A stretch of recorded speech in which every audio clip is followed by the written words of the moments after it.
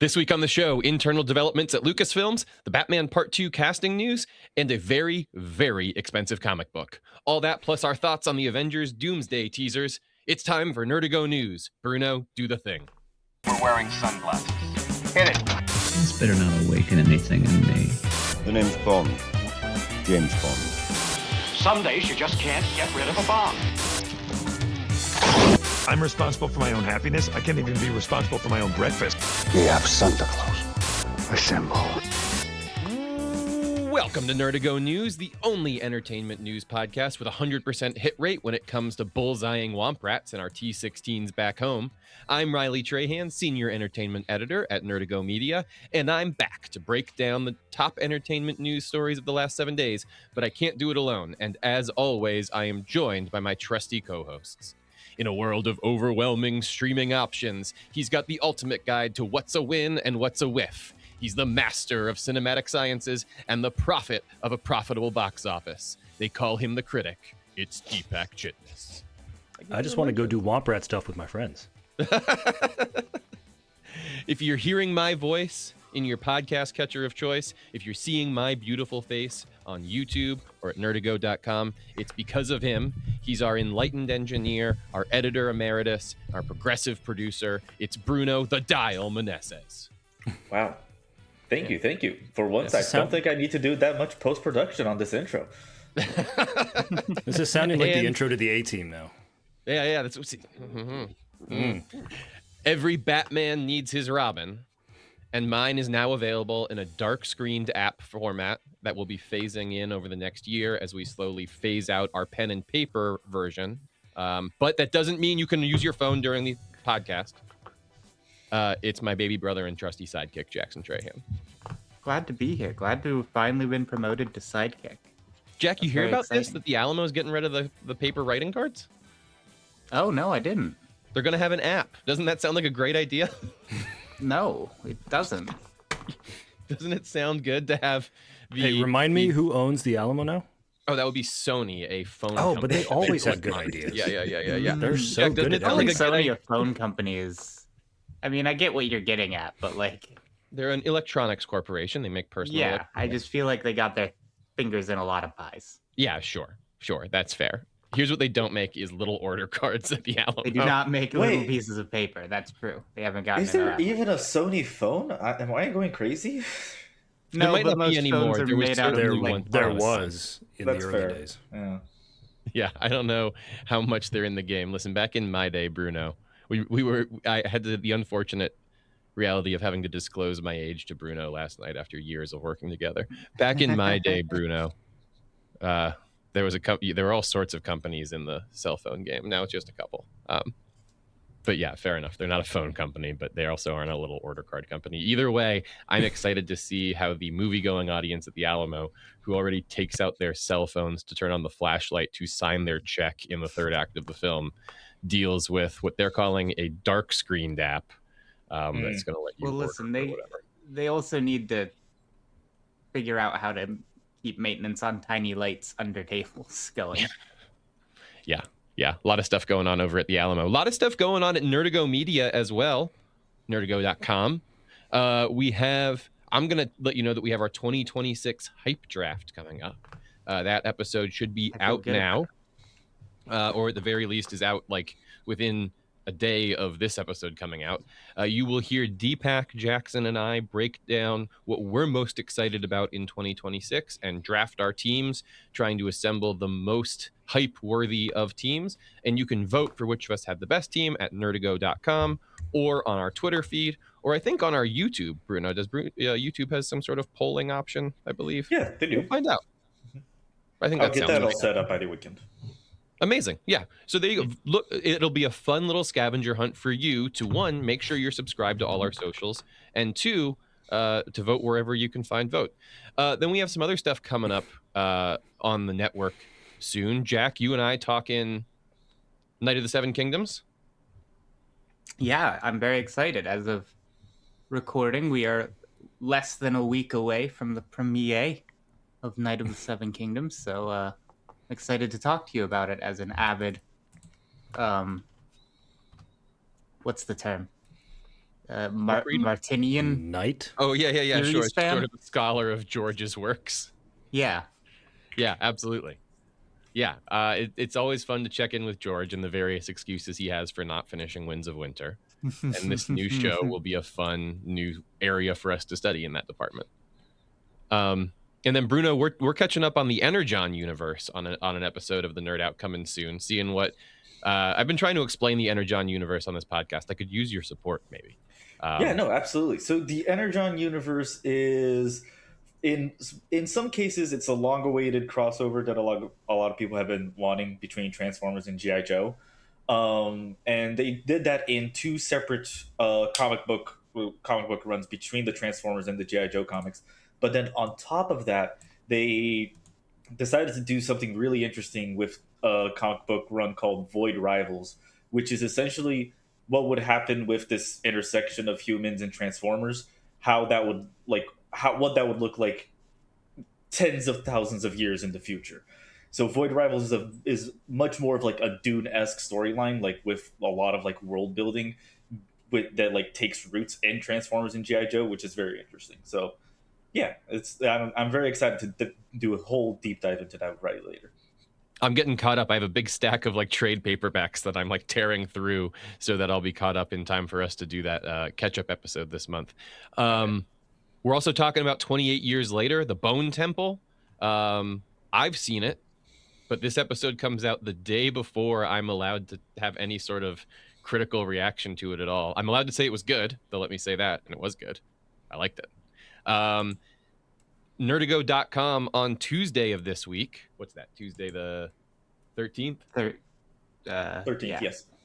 You'll be able to check out my review of the film that afternoon. It'll go live if you're interested in that, and come back for our podcast review of the movie once we've all seen it and given you time to see it as well. So that's coming too. And then Deepak Sports Month is in February. We're gonna be talking sports movies. We're gonna be talking opening ceremonies of the Olympics. We're getting jockey.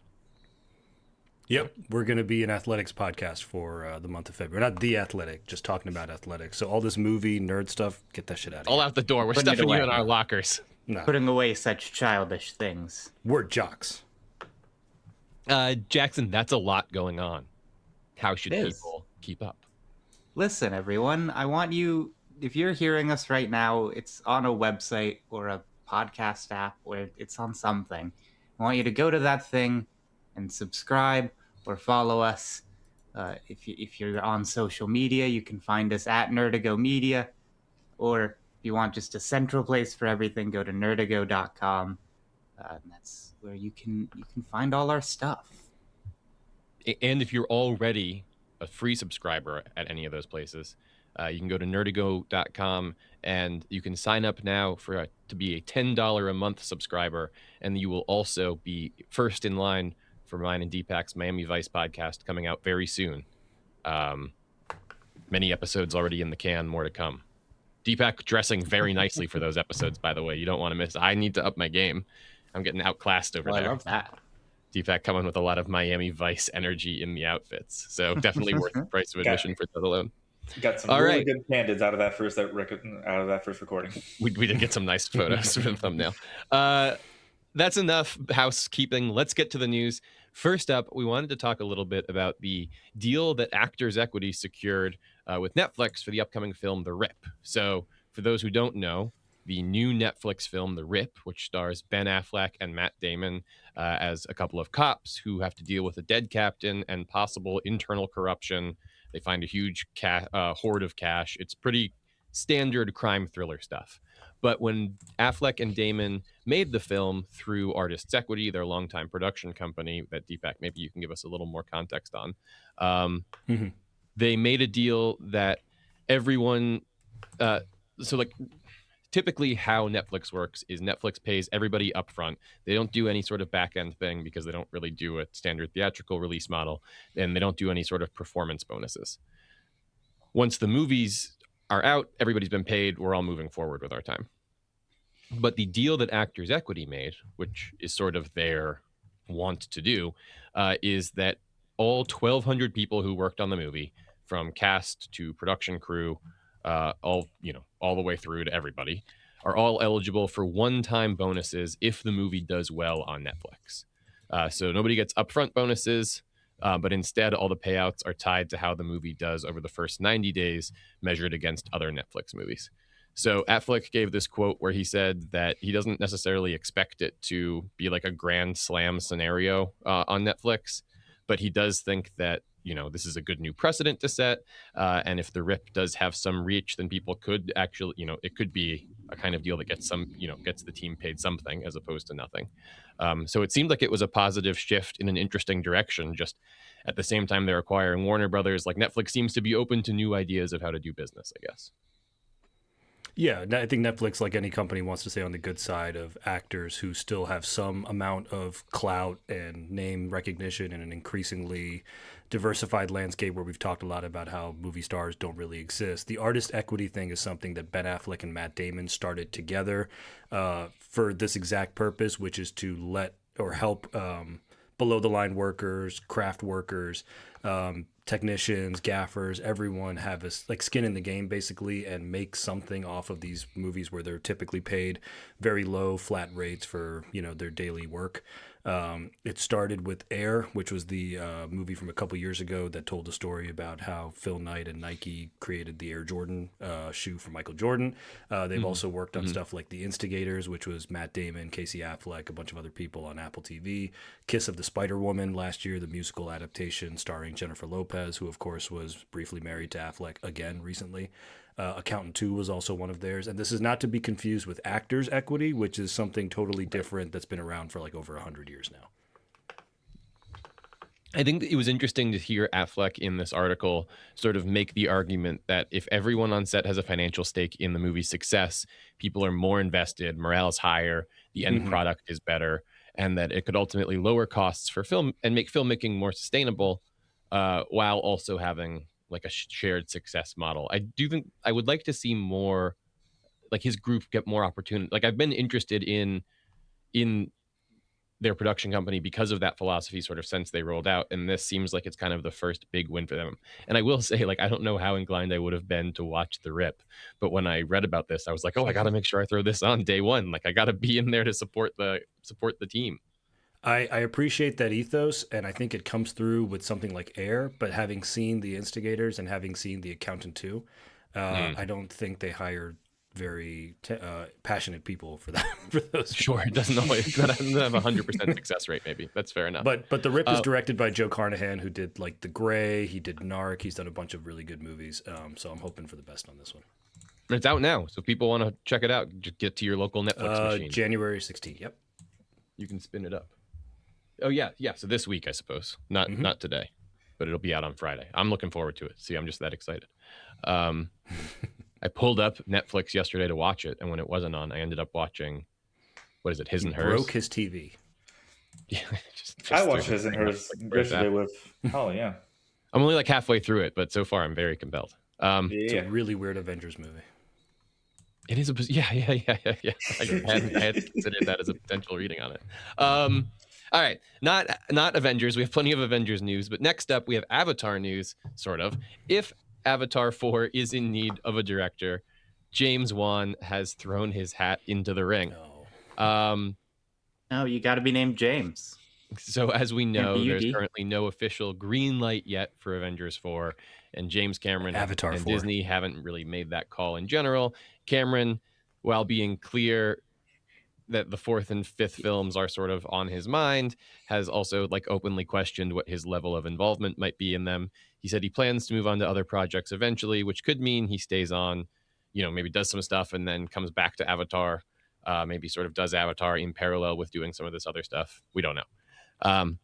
Anyway, that's where James Wan apparently thinks he comes in. He told Screen Rant, emerged from the furniture. He told Screen Rant that if Cameron ever wanted to hand off more responsibility, he would be interested in directing an Avatar movie. Of course, Wan is known for doing The Conjuring and Saw. He directed Aquaman, which made $1.1 billion worldwide. He's the producer.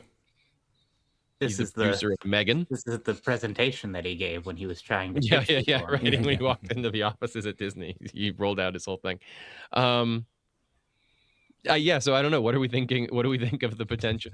I guess we all sort of thought this was a little random on James' one part to say, why not me? I mean, he's not. That wasn't how he was pitching it. He was asked if he'd be interested, and I think said he would be, which I think everybody would say. But Right. Sure. yeah, what do we make of? I don't think he's a bad fit in terms of being able to use the tech. Anyone who's seen at least the first one, if you've seen the second one, my condolences. Aquaman movie, you know that there's a lot of creature work, CGI environments, things like that. 3D, of course. Sure. If you saw Underwater Aquaman, work. correct. I don't know if Right. you've seen the last two of those. Yeah. So I think in that sense he's good. I've never really warmed up to James Wan when he's not doing horror. Like I like when he's doing Conjuring or Saw. I do think and he's in a different lane when he does the horror stuff. Yeah. Right. And to a broader point, Riley, you and I have talked about this, but I don't know how interested I am in Avatar without James Cameron. And I'm already starting to lose interest in Avatar based on the third movie. So they're not going to just let it die. And I don't think they should because it makes them too much money. If James Right. Wan is the best they can do, go for it. But again, without Cameron being involved, even if he's not a director, at least at some major capacity, it feels to me like James Mangold doing Indiana 5, and which was fine, but I've never revisited it since I saw it. I mean, yeah, I do sort of agree that like my ideal Avatar movie might be something in the way of Aquaman meets Furious 7 or whichever one was the one he did. The Paul Walker yeah. died one. So right, yeah. So I don't know that it's the worst fit. Furious 7, yeah.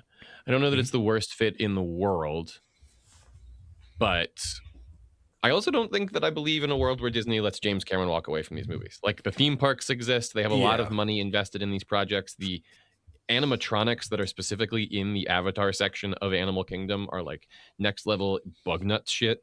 Like Disney has invested so much that it is part of what justified the Fox purchase for them.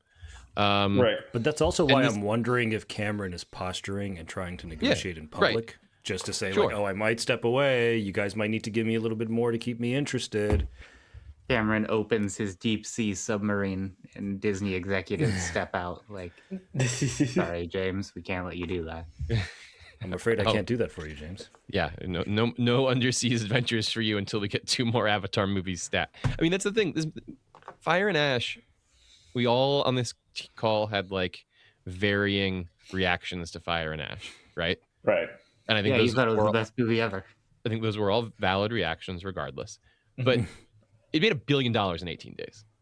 No, it did what they they're wanted. not going to do. stop making Yeah. them. We're getting 4 No, or 5. It's but just I a don't matter know of that who's doing them. I don't know that they want to mess with that formula at all. Right. But then like on But the has word it- of mouth with how Fire of Ash is going so far, will the fourth one make $1 billion? But this is what people do every single time, Bruno. Like, I don't disagree with you, but I will say Okay, that you say literally- this is what they do every single time. It's only happened one other time. It will make money because they're going to need more time now between 3 and 4 to find a new director, to do all the seed. It's going to take at least another 3 or 4 years. There's going to be a longer gap. The anticipation will build up. People will want to go to see an Avatar movie because it's 3D and high frame rate and all of that. So there's always going to be the experiential aspect of it that I think can get it to $1 billion by default. What my concern is the more creative side of it. I think these movies are going to continue to make money. There's going to be merchandising around it. They're going to have the theme parks, all that. So that's never going to be an issue. No, I think that the people question, can these things make money? Is there actually an idea there? Is this just a tech demo? Like, it took him however long to make the first one, and when we sort of were getting to the point when the first one was going to be released, this narrative came up. No one's going to want to go see this. It's just a tech demo. Who cares about Fern Gully in space, right? Mm-hmm. And then it made $1 billion and was like the highest grossing movie ever, and everybody lost their goddamn minds. And then, thank you, Deepak, exactly, 2. Made $2. It made $2 whole. And then there was a really long gap, and then Way of Water was getting ready to come out, and everybody was like, Because this it's thing's a just a tech legacy demo. I don't sequel. care about Fern Gully in space. Is this thing going to make any money? And then it broke all these records again. And then Fire and Ash came out, and people were like, we got one of these a year ago. It's just a retread. Who gives a shit? I mean, and it made all this money. This is what these movies do. So, and now we are already back in that phase. Like, we are not the only people questioning it. You can find it all over the internet. People being like, do we really need a 4th one of these? Maybe Cameron should tap out now. And Cameron is sort of fueling that himself with these rumors. But I think I'm like, no, infinite money. This thing seems to be the infinite money hack. If you make an Avatar movie, you make $2 billion. It's just what happens. We're way too deep in this for the headline roundup, but Mm. I also, for what it's worth, my biggest complaints about Avatar 3 was kind of the sameness. So maybe a new director isn't a terrible idea in that respect. That's fair. But no, I certainly agree with everyone that they're going to keep happening.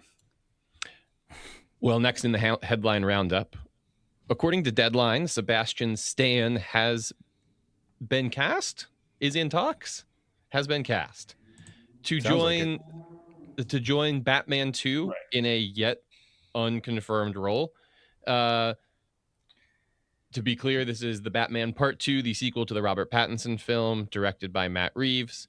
There are a lot of unconfirmed rumors swirling all over the internet that Stan is playing Harvey Dent, the district attorney of Gotham City, who eventually becomes Two-Face. Ever heard of him?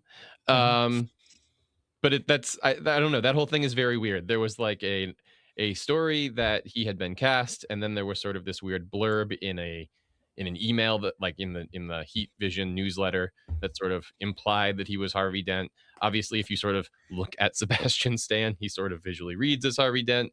That may be corroborated a bit by his recent turn as the 45th president of the United States, Donald Trump, who sort of has a Harvey Dent vibe.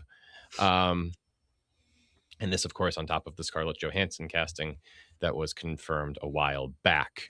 We're in an interesting place with the Batman Part 2, y'all. Yeah.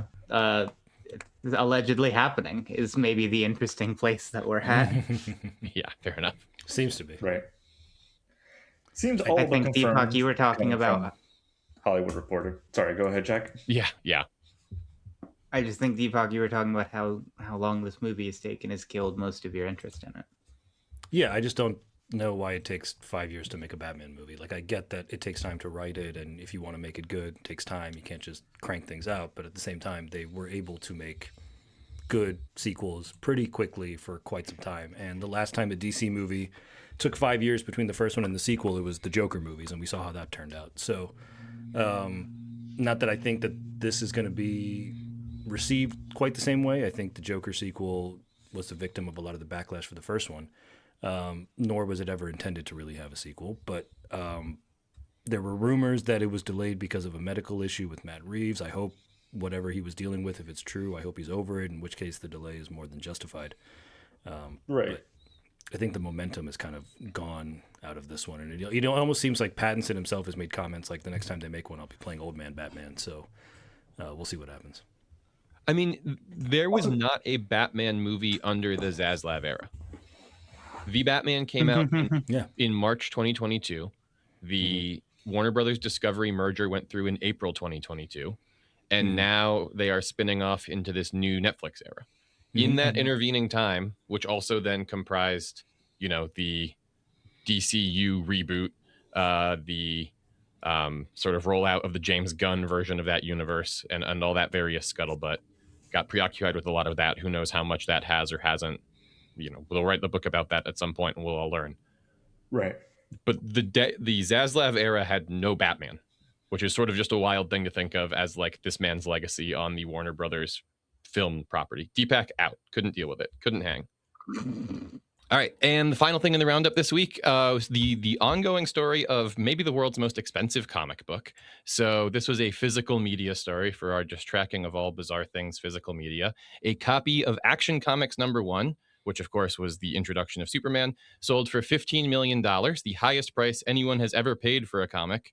It of course has all of the necessary mumbo jumbo that goes with being the first appearance of Superman. But on top of that, it's the same comic book that was once owned by Nicolas Cage, which he bought in 1996 for $150,000. 4 years after he bought it, it was stolen out of his home. And then over a decade later, it resurfaced in a storage locker in Southern California. Cage then reclaimed the comic and then sold it about 6 months later for $2.2 million. Cage, of course, also named his son Kal-El. So big Superman fan over there.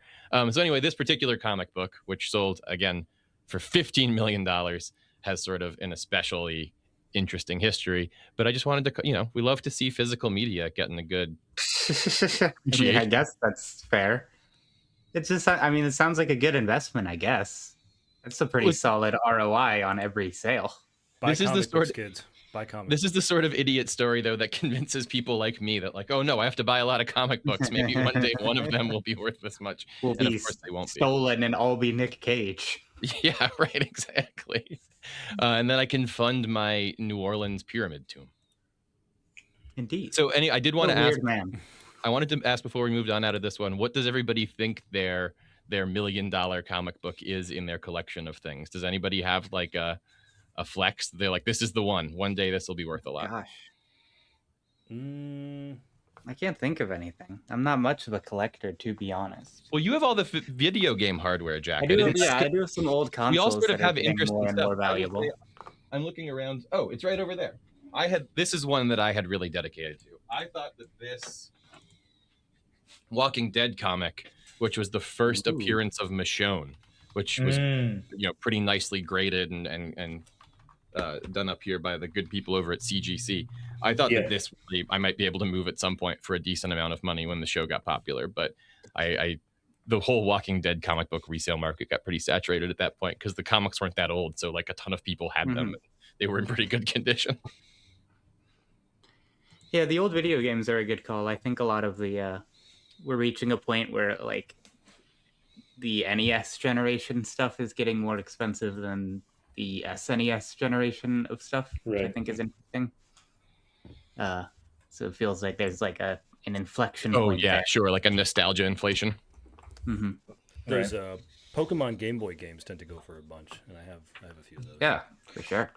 Similar to Riley, it's at my home in North Carolina. I have a 9.6 of Web of Spider-Man 118, which is like the first big cover of Ben Reilly Spider-Man. I have it only for like my own personal preference. I don't think it's ever going to actually like appreciate in value, but it's there. It's mine. Wait, we'll talk about Spider-Man Brand New Day here in a little bit. And one day, we could one day get a Ben Reilly spin-off movie that could send that through the sun.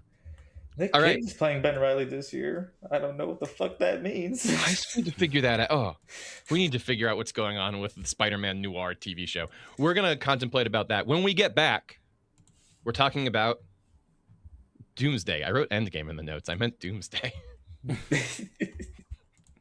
You also said Avengers 4 when you meant Avatar 4 earlier. So It's true. That did occur. I'm just so you got excited. MCU on the mind. I'm so excited for Avengers Doomsday. Just can't hide it. All right, we're back. The first of our main stories this week is we are doing a deep dive on all the buzz around Avengers Doomsday. We've had a bunch of the trailers sort of leak online and then subsequently end up in front of Avatar, only to then be officially posted online. So we wanted to check in about the teasers, the cast, what we're expecting, what we're looking forward to. Maybe an anecdote from Jack about going to a party where nobody knew there was an Avengers movie. We'll see what happens. We're going to start with the facts that we know about Avengers Doomsday. It is an Avengers movie. It is coming out on December 18th, 2026. Right. It was originally supposed to be Avengers Kang Dynasty. But due to poor responses to Ant-Man and the Wasp: Quantumania and legal troubles regarding the actor playing Kang, that plan was scrapped and it was replaced by this sort of emergency Doom protocol. The new villain of the piece is Dr. Doom, played by Robert Downey Jr. This is where we encounter some of our first scuttlebutt of what is fact and what is fiction. Is he playing the traditional Dr. Doom? Is he playing Victor Von Doom? Is he playing a sort of weird Tony Stark? We're not sure. There's lots of theories. Robert Downey Jr. saying new mask, same task at Comic-Con certainly clouded those waters up. We'll talk about it a little bit. Give me a second to finish the facts. Gosh, get off my ass, audience. The Russo brothers are back to direct, and Stephen McFeely, one half of the sort of perennial Marvel writing team of McFeely and Marcus, I believe. Marcus and McFeely, thank you, is back to write the script. So those are sort of the facts. I don't know that we really know much beyond that. There were some chairs. That and some chairs is sort of everything we know, table stakes, yeah? So then, Bruno, I was sort of hoping you could help take us through what might the plot of this movie be, Avengers Doomsday. It's a musical. Yeah. Right. So So a lot of the teasers have been seemingly like suggesting that like there is that like the children of our heroes are like a very big plot point for Doomsday going forward.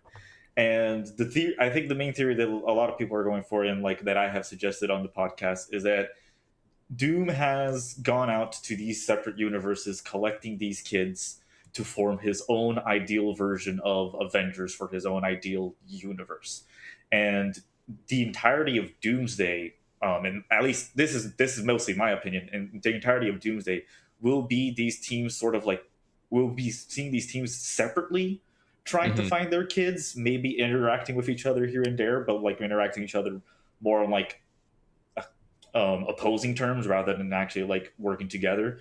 And they won't actually start working together until we get to like the final act of Doomsday, or until like the very end of Doomsday, when they find out who is actually behind everything, and then that actually leads into Secret Wars.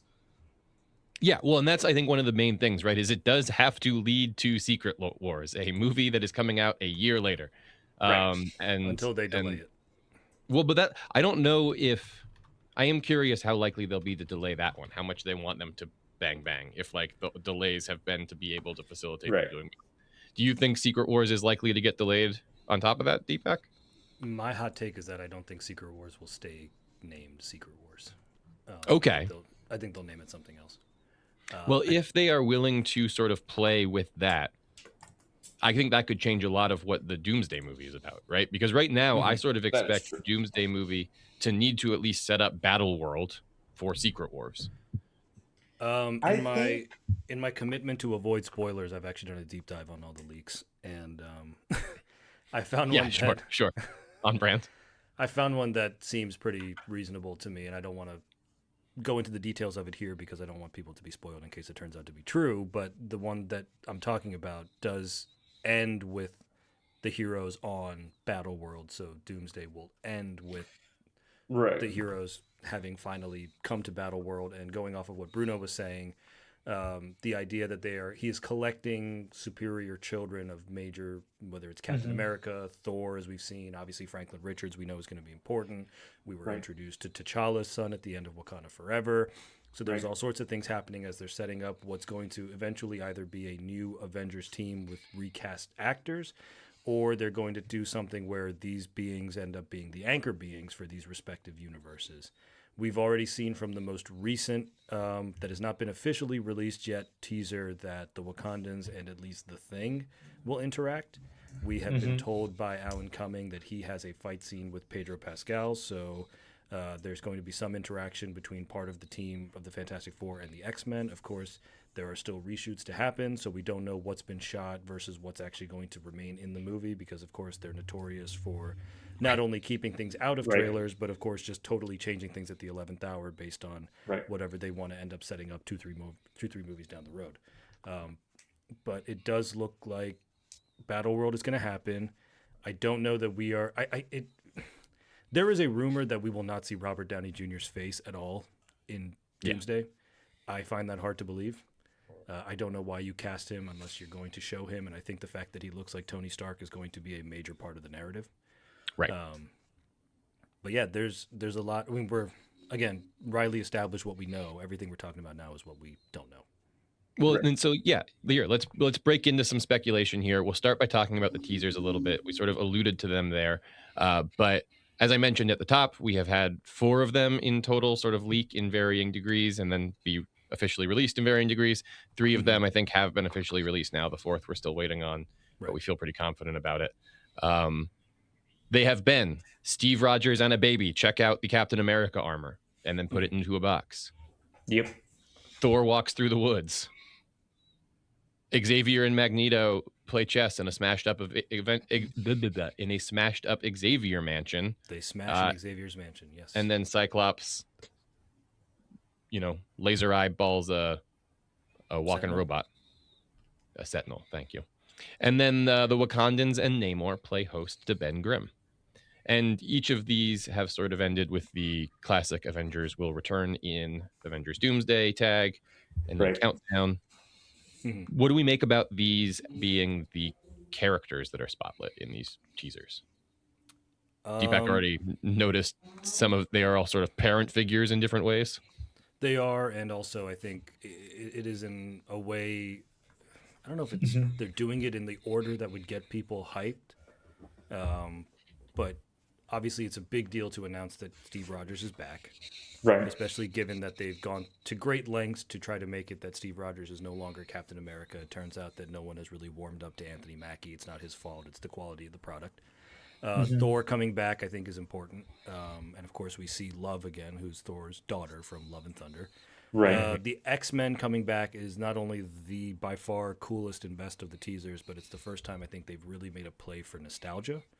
It is, and I don't know how nostalgic people really are for the Fox X-Men, but, especially after Deadpool and Wolverine had a whole end credit sequence where we were basically saying goodbye to that whole universe. It's kind of strange to see them come back, but it's almost certainly going to be for the last time. Also, he's died like a lot. I think he's died like 4 or 5 times on the movies already, including Doctor Strange 2, Logan, X3, Days of Future Past. So yeah, and then the Wakandans is almost like a reminder that, hey, you remember, in case you forgot Wakanda Forever, Namor. In case you forgot about Fantastic Four. Right. Yeah, right. We had this big rock Namor guy. and the Wakandans are now basically all together, one nation, and I like that it's just the Thing because it reminds me of those like 2-in-1 comics they used to do for the Thing, where they would just randomly take him and pair him up with like Nick Fury or the Hulk or Wonder Man or whatever.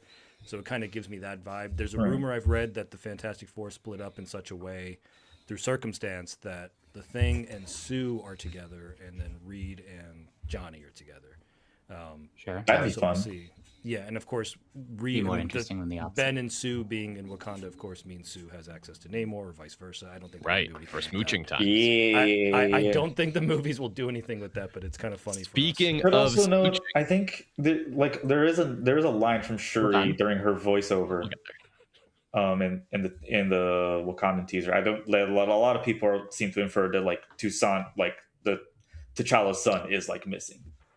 Yeah, so there we go. Yeah. I think it plays into what we thought was going to happen. Yeah. That's an interesting point, Deepak. I hadn't considered the parenthood angle. can we also mention that, of course, Steve's child is not Sharon Carter, his Or USA Peggy Joe. Carter's niece, who he smooches in Civil War. That's one character we can eliminate as who that baby is, right? Because that's not a daughter, that's a niece, and because he smooches her. So we can't be doing any of that Both those backwards matter. business. Could be Wyatt Russell. No reason it couldn't be Wyatt Russell. Would be a compelling story. Just for getting it on the record here for when they inevitably do it, because everybody, including a baby. I don't know if that timeline works, because wouldn't he have had the kid in like the 50s? No, he gets time traveled. Deepak is the problem. The kid gets time traveled. Yeah, he's not going to get put back where he got found from. What if his kid is Anthony Mackie? The thing, What yeah, if I it's mean, Anthony Mackie, that would rule. Well, hold on. the kid is Anthony Mackie. That would be Yeah, I would incredible. love to see Disney figure that out. I would be 100. By the way, I don't want the kid to be watch Sam that Wilson. I want the kid to be Anthony Mackie. Oh, okay, yeah, a different character. Very specific. Oh, okay. Yeah, very good. Fine. One character who does not come up in any of the teasers so far is Gaia. Doctor Doom. Oh. Marvel is likely Doomsday film. deliberately hiding RDJ so far. As Deepak said, there is some speculation about whether or not they're going to be deliberately hiding him permanently. I think it's pretty likely we see him at the Super Bowl, right? Yes. That feels like a good time to do it. Let's talk What would about the countdown be by then? What I is hope that they update countdown? it. Can we talk about that? What is that? What are we counting? It's because down to? nobody knows this movie exists. I mean, it's because they're going to be running these teasers for a year, and every time they do, they're going to update the countdown. Are they updating? Do you think they're updating in real time, like in the Sony digital projector thing? They just have like a internet. That would be No. incredible, but no, I think That'd be cool. each one is pre-recorded and runs for a limited time. Well, that'd be. What are they- I'd be interested in how many more we get then. Yeah. But yeah, I It think feels it's like going to there's be a enough time thematic to get- motif to all of the advertisements for Doomsday. But given the cadence at which we've gotten them so far, it feels like there's enough time for at least one or two more before we get to the Super Bowl, which is at least a month away now, right? Yeah, I thought about that too. Why do you pause at this point? And the other thing is like, is time? I mean, I suppose Steve Rogers returning implies some level of time travel, but like, is time travel important to Doom's master plan? Is that why you're sort of here? Okay, let me say this. In the comic books, there's this thing called, what is it, Bruno? Avengers Out of Time? Avengers Time Runs Out? Time runs out. Time Runs Out is the story that this is probably going to be the most ape. That's what I think most people expect, Right. is that this will kind of be a Sure. Time Runs Out movie, Right. which is the immediate precursor to Secret Wars Secret 2, Wars. the Jonathan The Hickman Secret 2015 Wars one. that happened in Yeah. 2015, 2016. So I think that's kind of what the countdown means in terms of like comic accuracy stuff or whatever. Like, that's why I think they have it. How much they carry it out and how many like teasers we get. I mean, I'd be here for like weekly drops of just little clips from Avengers, but I don't think they're going to do that for the whole year. That would be surprising. No. No, I Well, don't. I don't know if it's going to be. You could say tomato, time travel, multiverse travel, whatever. But I think they've, for better or worse, spent the last 4 or 5 years building up the multiverse. And of course, we're now going to pretend like most of that didn't happen because it wasn't Right. as popular as the stuff before. But Right. any time travel that happens, I think, is going to be incidental to multiversal travel, the same way it was in Endgame. Like, Exactly, we go yeah. back in time to fix things, and in doing so, we have created branch timelines, we've screwed things up, and now Doom has to come in here and play custodial multiverse guy and kind of lay down. The Avenger A logo at the end of each of the teasers, as well as like the poster, shows like this big window, which is from like the Citadel of Time yeah. from the Loki TV show. But it's been like sort of like repurposed and recolored for like Doom. So a lot of people seem to take that as an implication that he has already like sort of like taken in like that Kang position.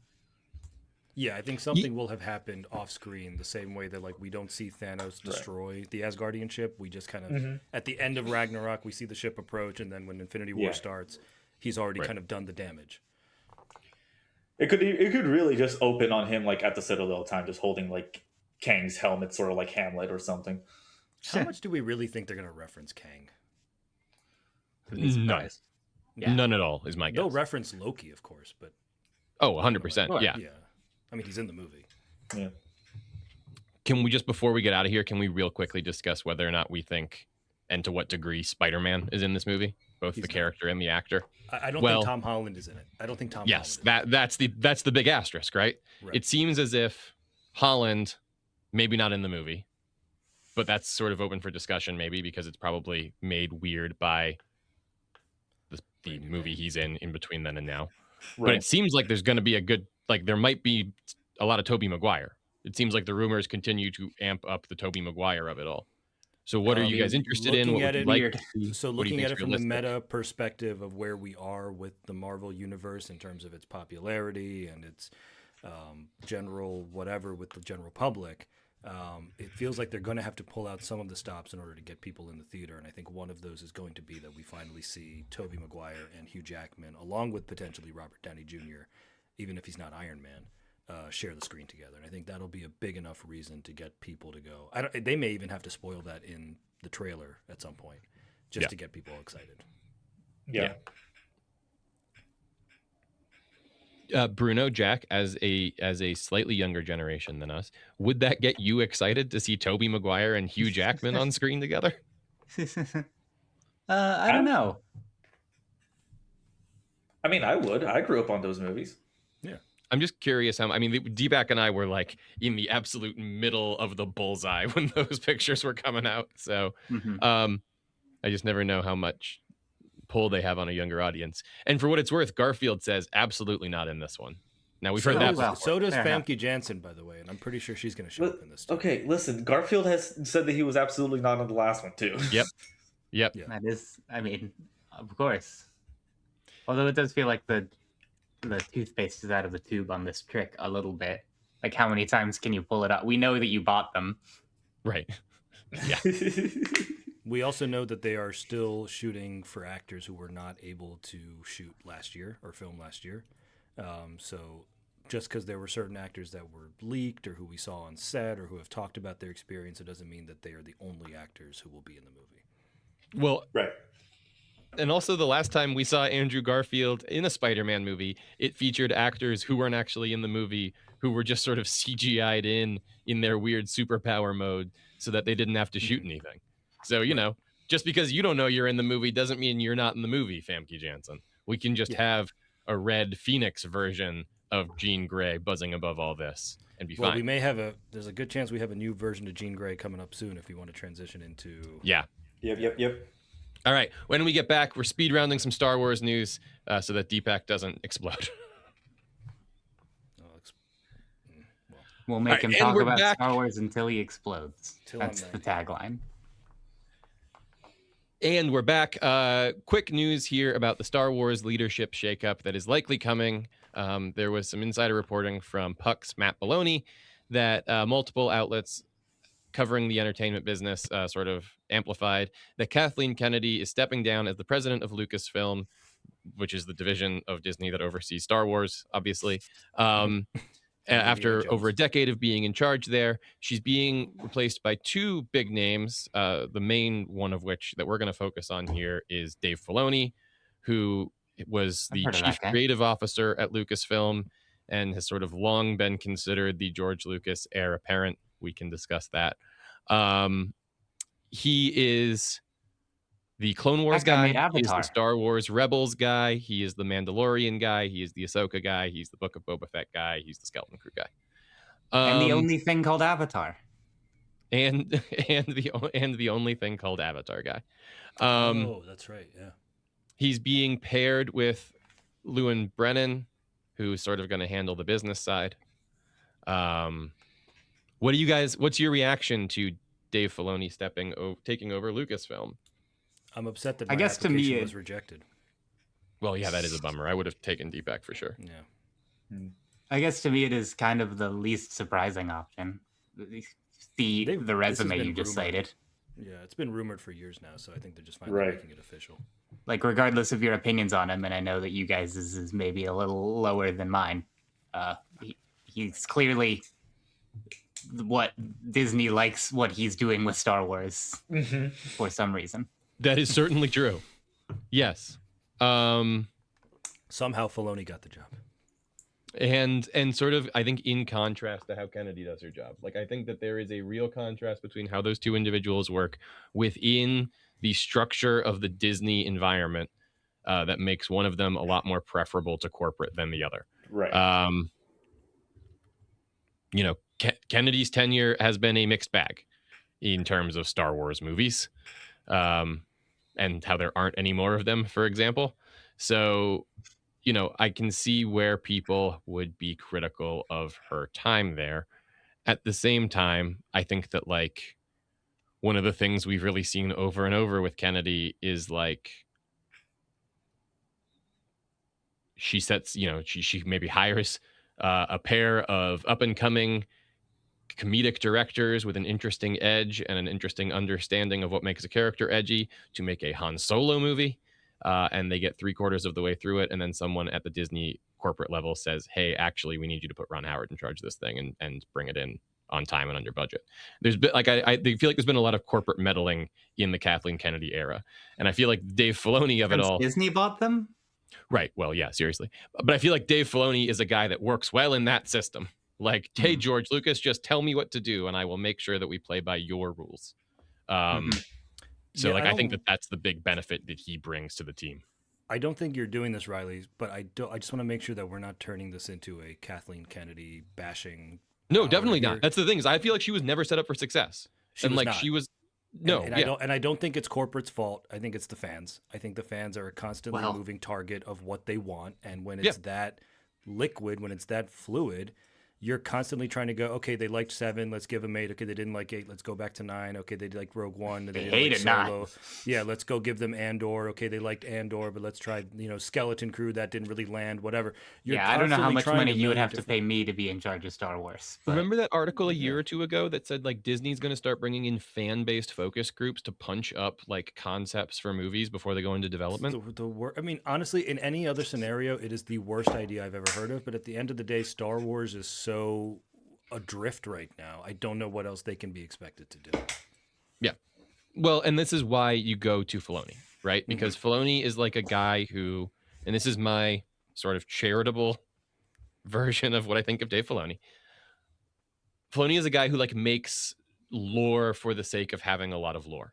Like he wants to give you a story about the Darksaber. He's not giving you a story about Mandalorians, right? Like he was not the guy to hand the Book of Boba Fett assignment to, because like the stuff that Dave Filoni gets really excited about is the stuff that made Book of Boba Fett a really shitty Boba Fett movie, right? Which is like what it should have sort of started as. He gets really excited about like, I mean, to Jack's point, he gets really excited about, but what about the Fire Kingdom? What about the Water Kingdom? He can just put an element in front of a thing and turn it into a whole culture. That's what he's really good at. It's not always what Star Wars needs, in my opinion. And like, he sort of has continued to come back to like, these are the Clone Wars characters. These are the Rebel characters. These are like how we'll build out the corners of these guys' worlds. And I'm worried that this means that the next 20 years of Star Wars is going to just be like defined by the Clone Wars now, which I don't know is the most interesting space for it. Well, to that end, there's also an interesting thing to consider as to there are movies that are in flight, in development currently. And again, because of the way that they've handled Star Wars, in development doesn't mean anything. We don't know if we'll ever see them. Sure, like, yeah, right. James Mangold is supposed to be working on like basically a Knights of the Old Republic type movie, kind of like The First Jedi, something like that. We've obviously had Daisy Ridley and Sharmeen Obaid-Chinoy working on what is supposedly not episode 10, but kind of episode 10. And that lost Stephen Knight as a writer. And now I think they hired someone else whose name escapes me at the moment. There are in-flight productions that I don't know if they're going to remain active under Filoni's watch, unless Filoni's being hired with the understanding that he will see these through to completion. I mean, yeah, was it a coincidence that Sean Levy posted that video from the set of his movie this week as these rumors are coming out, being like, I am here filming. Do not let them take me away. Yeah. Well, it's not Warner Brothers, so I think his movie is safe to see the light of day at some point. But yeah, right. At the very least, it's not going to get shelved for a tax write-off. Oh, we need to talk about that Disney thing, by the way. Did you guys see this? Deepak sent me this story. Deepak, do this in like 30 seconds, and then we'll go on to this other. I forget the YouTuber's name. I'm very sorry, but he was the one that brought it to my attention that the movie Togo, if anyone remembers, it's basically like the live-action, real-life story of Balto. Stars Willem Dafoe from 2019. It was about the sled dogs they were using to get the diphtheria medicine up to Alaska in the early 1900s. The Fat Files was the guy who surfaced this. Thank you. It was supposedly a very good movie. It was very well received, very well liked. December 2019 is a rough release date. Correct. You can't find it on Disney Plus anymore, and because it was a streaming movie, it's not available on physical. They never licensed it out to Netflix, Amazon, anywhere like that, so it basically doesn't exist anymore, along with about 29 other movies that Disney has quietly taken off the service and called a tax write-off so that they basically don't exist anymore. They tried this with at least one other movie called Ivan the Great. Call that the Zaslav. It was the Bryan Cranston gorilla movie from a few years ago. That apparently got enough of an outcry that they eventually released it on YouTube for free. So that still exists somewhere. But Togo and some other movies whose names escape me at the moment just don't exist anymore because Disney decided that they don't need to. And they were worth more to them as write-offs. So, yeah, it's a sad state of affairs. They got Westworlded. Yeah. They got Batgirl. All right. When we get back, box office predictions. All right, we're back, and we're going to get out of here by doing a little bit of box office predicting for 2026. So next week, obviously, is going to be obviously, I don't know if it's obvious to you, the audience. It's obvious. You've been paying attention. Next week, we will be doing our Academy Awards predictions, because next week, the Academy Award nominations will come out. So our episode will come out at the beginning of the week. You'll hear us predict what we think is going to get in. And then in the middle of the week, you'll get the actual Academy Award nominations. That was supposed to be this slot. I realized it was a week early. And so instead I thought, well, why don't we talk about movies coming out in the future? Because I feel like we always spend January looking back at the previous year. So let's talk about what's coming out in the future, and let's talk about what level of success we think these things will have. This is also a fun little tease for the Hype Draft, an episode coming out this very week, where we will be drafting our teams. But we've already recorded that. So, it'll be fun for you, the audience member, to hear us now be very amped about what we think will make a lot of money. And then later on, for example, none of us draft Toy Story 5. Let's just say maybe that'll happen. So let's get started. We have some movies here. We have pros and cons around each of them. Jackson, I know you're anticipating what the Super Mario Galaxy movie is likely to do at the box office. Can you take us through that one a little bit? Yeah, absolutely. The Mario Galaxy movie is, as the title implies, the sequel to, I think it's fair to say, the hit Mario movie. I believe it's called the Mario movie, which is Super Mario you Brothers. can go back and check the records on Nerd It Here Weekly. I was pretty skeptical of the Mario movie going in. I didn't like a ton of the casting. I didn't love the look of a lot of the promotion, and then it made so much money. In no small part, I think, due to marketing towards mostly young children who are pretty easily entertained by bright colors and recognizable characters and will go back to a movie multiple times over. Just like me. Which is fine. I mean, I don't begrudge anyone playing the game, but I think the Mario Galaxy movie is going to have the same traits that make it successful. Yeah. For what it's worth, I actually like a lot of what I've seen from this one more. I think that they're sort of doing what I will, for lack of a better word, call a Sonic movie maneuver, where they're sort of made the first movie in a way that appeals, I think, to broader movie audiences. And then once they had like established success, they were like, now we can bring in the weird stuff from the actual lore of our game. So I think the Mario Galaxy movie has a lot more recognizable imagery that I think of as like Mario stuff, or like that I associate with specific Mario games, and it less like a random hodgepodge of Mario stuff. But we'll have to wait and see when it actually comes out. Oh, and I like the casting more. I think Brie Larson is a good choice. The first one made Rosalina, right? She's Rosalina, I believe. The first one made $1.3 billion on a $100 million budget. I'm going to say this Goodness one. gracious. I'm going to say this one does more than that on a similar I would budget. think so. Probably. I mean, maybe a bigger budget if they got, like, I don't know how much. That's the thing. I don't know how much more money you Brie need to put Larson in to make a famously similar. commands like $50 million. So. Yeah. Well, fair enough. Right. Yeah, he's got a lot of money over there. Yeah. So I would say this one is going to be probably one of the highest grossing movies of the year. Yeah, I would agree. I think I would put it in blockbuster mega hit category. All right. These are in no particular order. If only they are from probably will make the most money to will make the least money. Yeah, I think that's fair. Next up is Toy Story 5.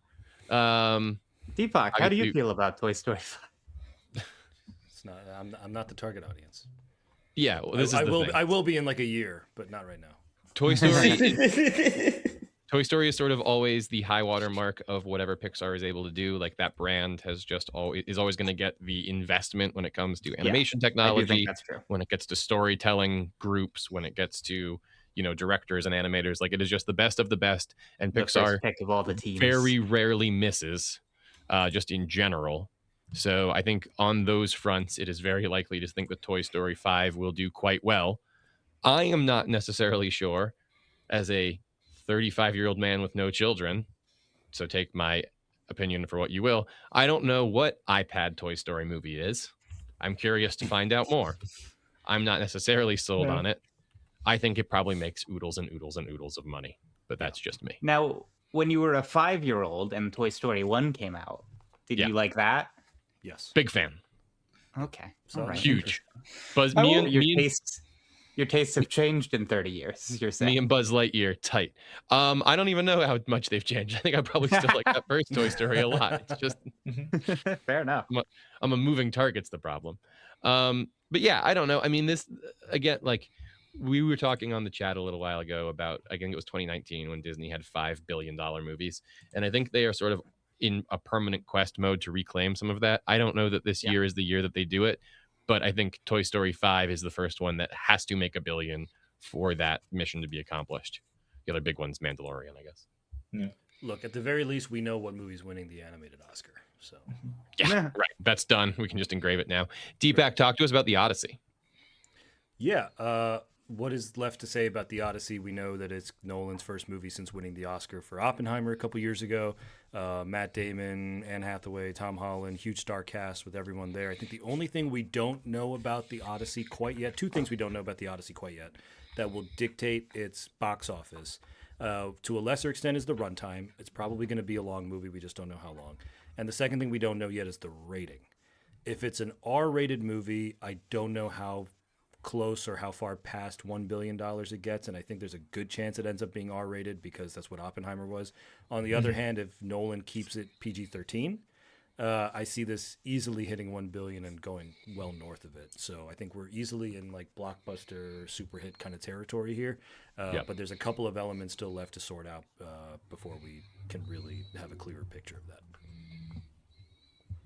Oppenheimer. It's been a while since I've read the story.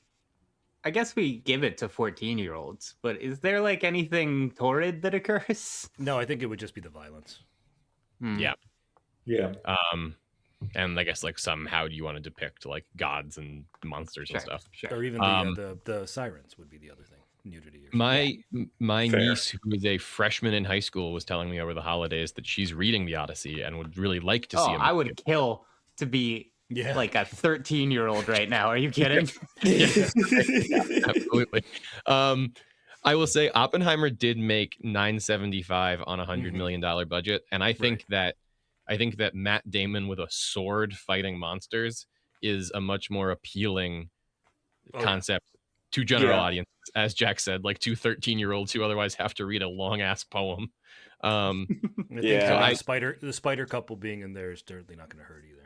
Yeah, I mean, this thing is cast like it needs to make $1 billion, right? Yeah, absolutely that. Speaking of the spider couple, Bruno, sure. You want to be our Spider-Man guy here? Yeah. So we got Brand New Day coming out on July 31st, which is actually going to be 2 weeks after the Odyssey, so that'll be interesting. And I think it's going to be like probably the comic book box office hit of the year, because I think it's the only one that we have outside of Doomsday that doesn't come until December. And it's also, and I do think it's going to be doing pretty good, especially based off of No Way Home did 1.9 billion. I think the general like audience reaction to that was mostly positive from what I remember. May have simmered over the years since, but I don't think that's good. It's simmered to a point that's going to keep people from watching more Spider-Man. And I think everything that we've heard about the leaks when it comes to like the plot details and everything has only gotten people more excited about it, especially when it comes to Sadie Sink possibly playing Jean Grey, the inclusion of Tombstone. Deepak, do you have a point? No, it's just I'm counting off all. No. He's counting off for reasons he's excited for you. Yeah, but no, Sadie Sink playing Jean Grey. We have Tombstone. We have the talk of Scorpion coming back, and then I think we have a potential cameo from a new Avenger that's been rumored. Yes, that's also true.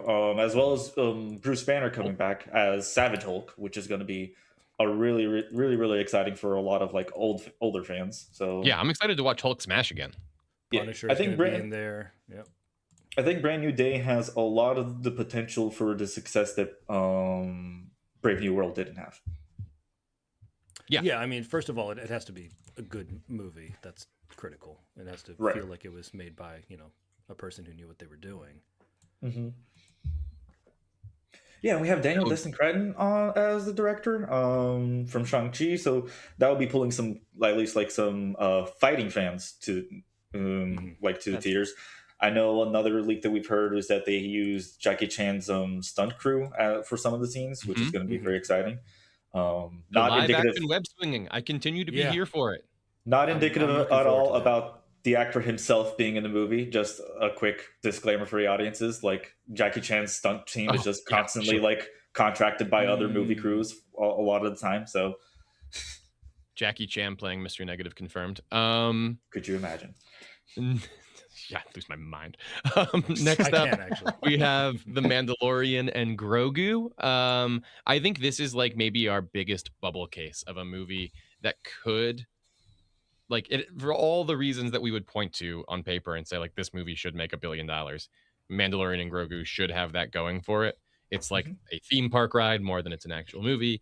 It's appealing to a lot of to wide audiences, especially to younger audiences who sort of drive the churn of these larger hits. But on the other hand, I think that it's like a Disney Plus problem. I think that there are still going to be a lot of audiences who say like, oh, I don't want to take my family of 5 to the movies for $60, $75 to see The Mandalorian and Grogu, when inevitably, even if it's in 6-9 months a year, he will be on my Disney Plus, and then I can see it there. Or maybe 6 weeks. Right. Maybe 6 weeks. We don't know. We have no idea how they're going to treat it. But so I think that that's going to be like the big thing that's acting against this thing's chances of making seismic amounts of money the way Star Wars movies once did. The parallel here is Thunderbolts, which is also kind of the culmination of a lot of Disney Plus shows. And Fair. regardless of whether it being good or bad, I thought it was excellent, and a lot of people did. It did not turn a profit theatrically because a lot of people thought there was too much homework to do, or they didn't know the characters well enough, whatever. I don't know that Mandalorian has exactly quite the same problem, because I do think Star Wars as a whole and the Mandalorian and Baby Yoda in particular have a little bit more of a cultural footprint than U.S. Agent and Red Guardian, for example, not to mention Ghost and Taskmaster and all of them. So I see this doing fairly reasonably well, somewhere in the 5 to 6, 700 million worldwide at the very least, if not more. Yeah. And I think Disney could count that as like a reasonable win for them, and then kind of close the book on the Kathleen Kennedy era and move forward from here. But I don't see this being like the return of the billion-dollar Star Wars blockbuster, unless there is some groundswell of, the reviews are really great and people turn out to be really hungry for Star Wars theatrical content. And haven't you heard Rota the Hutt? Stinky is his name. Made by Jeremy. We've already talked a little bit about Avengers Doomsday, but do we want to weigh in? Does Avengers Doomsday break the $1 billion barrier? Yes. Does it do 2? There was a time that every movie that had the word Avengers at the front of it did $2 billion. They never did $2 billion. Only Endgame did. I have this quickly at hand. Bruno, we should have all of the Avengers box. I mean, there's only 3 movies that have made $2 billion. It's Avatar 1, it's Endgame, and it's Titanic. Nothing else has made $2 billion. What am I looking at here? Avengers Infinity War did 2. You're thinking domestic. Avengers Infinity War. You think $2 billion domestic is what I'm thinking? That would be impressive. I don't know what you're thinking. I'm looking at the No, but there are here. more than that for sure. Infinity War did 2 billion. Endgame did 2 billion. Titanic, Avatar, that's it. Age of Ultron did not. Spider-Man No Way Home did 1.9. Right. Which is not 2. Yeah. Age of Ultron did 1.4. No, yeah. So I'm saying there was a time that any movie with Avengers at the title of it, that time went from 2018 to 2019, and any movie with the word in front of it made $2 billion. And then a pandemic happened, and that doesn't happen anymore. And now, for the first time since then, they're going, Avengers movie? Certainly, they've all made $1 billion. Yeah. I think it could hit $1 billion. I don't think it hits 2. Yeah, it'll definitely hit $1 billion. Yeah. There's no way it doesn't. Yeah. Right, we could do the pandemic argument all we want, but like No Way Home was after the pandemic and it did 1.9, or was it in the middle of the pandemic? 1.9 is wild, by the way. I did not know it made that much. I thought you got the number wrong, Bruno, and I'm like, holy shit, it actually made that much. No Way Home was like remember, because it was post-pandemic, but Marvel was still the doing others, everything, and Sony jumped on and screwed everything up. Yeah. But but honestly, it only did 1.9 because it had Maguire and Garfield in it. Because it brought the other Spider-Man back, and there was like a huge rumor mill about that beforehand. Mm-hmm. I'm weirdly proud of not having seen that in the theater. I'm very happy for you. On the other end, now we have some more interesting stuff to mix it up with. So Verity is the MGM movie. They're adapting a Colleen Hoover novel. Yeah. Colleen Hoover has become sort of a phenomenon at the box office. It Ends With Us. Was a sleeper success for Sony. Pardon me. Regretting You Tony did real well on that one. Regretting You was Paramount's only 2025 release to turn a theatrical profit. And so Verity is sort of the next installment there. It features Dakota Johnson and Anne Hathaway. But it's also an adult-oriented movie based on a book. So, who knows how well it can actually do at the box office. That's so sad about Regretting You. I mean, yeah. We have seen that female-driven movies have done very well recently. And again, not to play the, gender role card here, but Barbie being the main example of this. If you make a movie targeted towards female audiences and you really only give them one option at the movie theater to go to, they will go to it. Turns out, when you're not marketing half of the population, and then you do, I you make money. Hathaway I also has watched- Devil Wears Prada coming out this year, so she's gonna have a big year along Still with Odyssey. can't believe that's real. I watched Josh the Hartnett also Housemaid. I watched the Housemaid Did you? recently in theaters. What'd you think? I thought it was really fun. It was really. It wasn't accurate that much with the novel in terms of like the vibes and stuff. But aside from that, it was a really good time. Like there was a lot of like very genuine laughs and gasps in the theater that I was in. It was a packed house, so yeah, I had a good time. That's the thing. It's depressing that movie's not doing better because like there used to be a whole market for novels turned into films for adults, where it was just like if this was like a somewhat enjoyable movie or a somewhat enjoyable book. Girl on the Train, Girl with the Right. Dragon Tattoo, all of those, yeah. Well, I mean, okay. the Pelican Brief, Deepak. I'm saying way back in the day. Even like, the John Grisham stuff, and this was the Jurassic Park was one of those, right? Like, And, if yeah, a Jurassic book Park was is a book. successful enough, it would just sort of get a movie treatment. So Colleen Hoover is kind of the only person who is doing that right now. So do you guys here's my question for you. Is Verity, the movie starring Josh Hartnett, Dakota Johnson, and Anne Hathaway, is that going to be more like Regretting You, which did 90 million globally, or more And was like their It Ends biggest With hit of the Us, year. which did 351 worldwide? I think it'll be more like the latter. It'll gross more, I think, just Closer to for the games 351, says Deepak. Yeah. I think it can also be a little bit surprising if depending how they do, because I haven't read Verity, but I know like the basic plot. Depending how they go about it with the thriller aspect of it, it could pull more than just like the audience that it's targeting. So that could so it could turn out for a bigger profit than even it is expecting itself. So that could be fun. I think that's absolutely possible. All right, just one more, and then we'll really get out of here. But I wanted to have another novel option on the list as well. And Deepak, I know you've been reading Project Hail Mary. Finished. You finished. You did it. You're done. Book report incoming.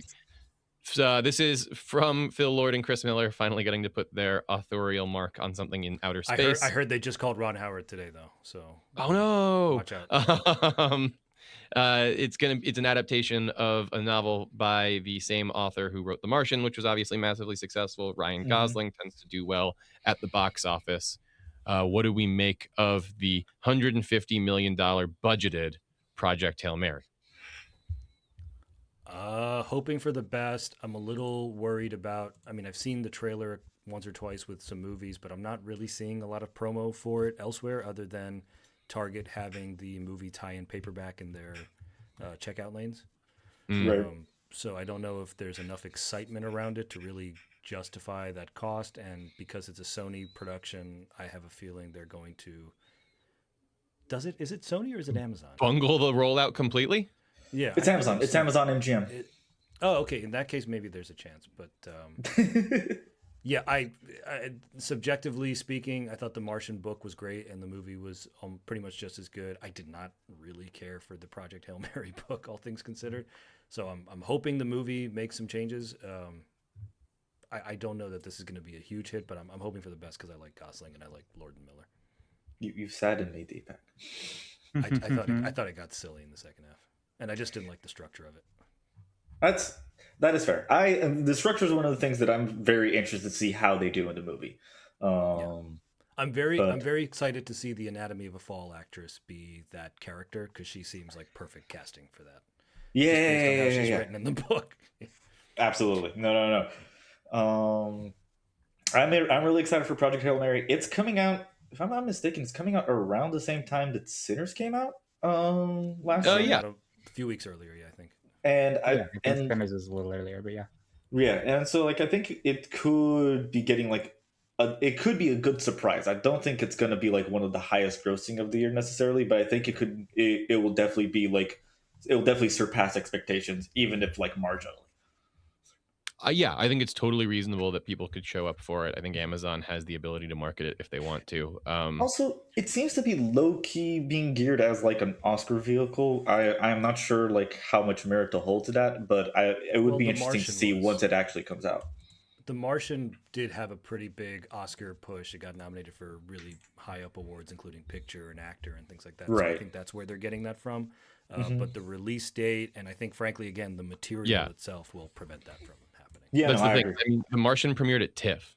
Like, Yeah, It was in that was September. always an It didn't have nearly as long of a thing to sustain. I feel like a lot of that's sort of maybe what I would say is the knock against Project Hail Mary, which I hope does very well. I think it looks a lot of fun, but I do feel like a lot of people are looking at it and saying, "Oh, written by the same guy, auto win." And I'm hoping that that's not how it gets treated. Like I hope that they give it the proper rollout and they give it a lot Right. of marketing weight and support, and Amazon really like throws their weight behind it. Right. Because then I think it can do well. All right, when we get back, pop culture recommendations. We didn't talk about Digger, Deepak. How do you think that does? I think it does modestly well. I think there's going to be a curiosity factor for seeing Tom Cruise do something that's not him running, jumping, fighting, whatever. But I don't see. The thing is, Tom Cruise is no longer a movie star, as much as people hate to admit that, because the movies that he makes that'll make money all have Mission Impossible or Top Gun in the title. So I don't see this being a huge hit. There's also talk of it being a musical as well, and that's always like hit or miss. Always goes well. Yeah. If it's really a musical, I'm 10 times more excited than I was. I mean, I am too, but you know how people are. Right. That's the news this week. Thanks so much for hanging with us all the way till the end. As a special treat just for you, we've got our pop culture recommendations. These are things we've been watching, reading, eating, playing, or listening to that we've enjoyed recently and we think you'll like too. But first, we want to remind you, head over to nerdigo.com or youtube.com/@nerdigomedia and subscribe so that you don't miss our episode later this week where Jack and I are back talking Knight of the Seven Kingdoms. I'm excited. Getting everybody all caught up, book ready, and learned up about spoilers for this TV show. We will have a spoiler-free section, and then we'll really get into it. So go join us for whatever level of spoiled you want to be, and then you can brag to all your friends. People will be like, "Oh, you watching this new Game of Thrones show?" And you can pretend like you read the books, even if you haven't. We got your back, baby. All right, Pop Culture Rex. Let's start with Deepak. Rapid fire, because I'm doing no rewatch 2026. I'm catching up on stuff that I didn't see from last year. The Lost Bus with McConaughey on Apple TV, I did not like. Caught Stealing on Netflix with Austin Butler and everyone else, I did not like. Roofman on Paramount Plus, I thought was very good. Aztec Batman, I thought was surprisingly very good on HBO Max. Let's go. And the Netflix has the live on Broadway filmed version of Good Night and Good Luck with George Clooney, which I thought was excellent. Very much worth watching. Whether you have or have not seen the 2005 movie, I thought it was really good. Fantastic. What a speed round of things to recommend, and for it to include Aztec Batman, just phenomenal. Bruno. Bit of a soapbox for a moment, but I'll try to be rapid fire as well. I did a little bit of a rewatch run this week because it was my dad's birthday, and growing up, my dad has always gotten me into a lot of like Nicolas Cage movies. And during my early college years, I found out that my dad and Nicolas Cage have the exact same birthday, like same day, same month, same year. He didn't know that either. Surprising coincidence. So every year on his birthday, whether I'm with him or not, I just plow through a bunch of Nicolas Cage movies. So I did Con Air, which I enjoy as always holds up. I did The Rock, which is a very, very excellent movie with Sean Connery and Ed Harris. His best and movie. I did, well, maybe, because in my opinion, his best movie, which I did third, was Face Off, co-starring John Travolta, which is, in my opinion, probably one of Nicolas Cage's best performances when it comes to his like frenetic energy. So yeah, go watch some Didn't Nicolas steal Cage. the People. Declaration of Independence? No, not this time. Not this time around. He's waiting for the third one to do a rewatch. Aren't we all? Jackson, what about you? Yeah, I'm a little late to this party probably for most people who care, but I've started watching the anime Frieren, which is an anime about an elf in like a sort of traditional high fantasy setting, following her exceptionally long life as she sort of watches everyone around her grow old and die and forget about the things that have happened in the past.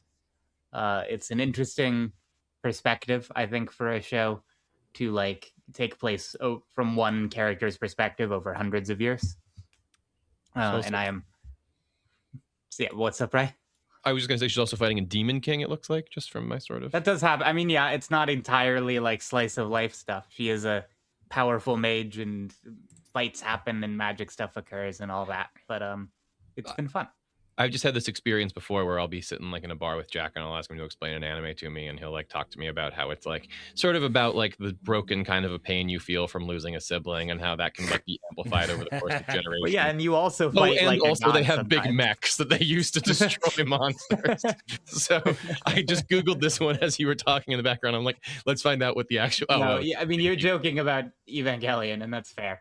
But I think this one is genuinely mostly like very quiet moments of contemplation about like what legacy means, and is very rarely about her fighting demons with magic. fair enough.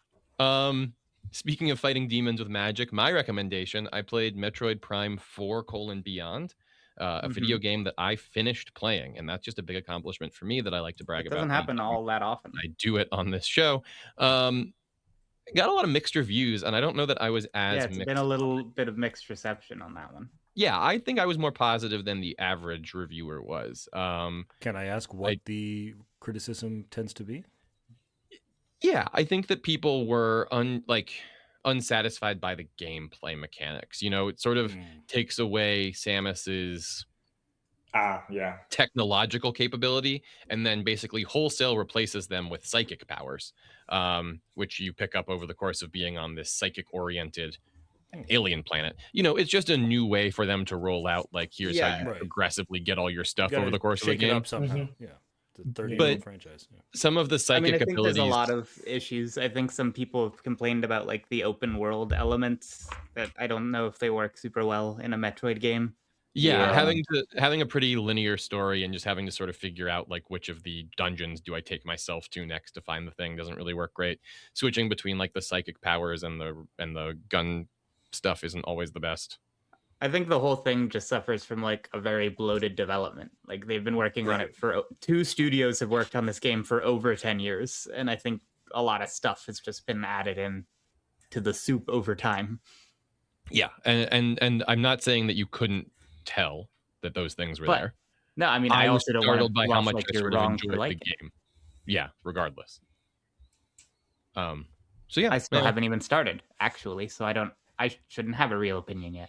I'm just repeating what I've heard online. No, but you know a lot more about like what people actually expect when it comes to like a Metroid game than I do. I just sort of I was like, oh, yeah, well, look at me go. Like, oh, if I hold this No, down, I'm glad you're liking it though. draw the upgrades to myself. Yeah, So, well, and we just I have started to Pokemon. I have to decide if I want to do the hard mode that I unlocked because I beat the game. Oh, nice.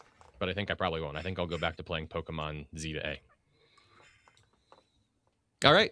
This has been Nerdigo News. Thank you so much for listening. If you enjoyed the show, make sure you subscribe on YouTube at youtube.com/@nerdigomedia or at our website, nerdigo.com. You can also follow us on social media at Blue Sky, Twitter, TikTok, YouTube, and Instagram at Nerdigo Media, where you'll be able to get all of our cool highlights that you can share with your friends to let them know what a great show this is and just see what we have going on. You always want to get all the updates, right? So make sure you do that. Thank you to Purple Planet for our music. Thank you to Bruno Meneses for editing and producing this show. And thank you to you, the audience, for supporting us in all the stuff we do. Make sure you come back next week to hear.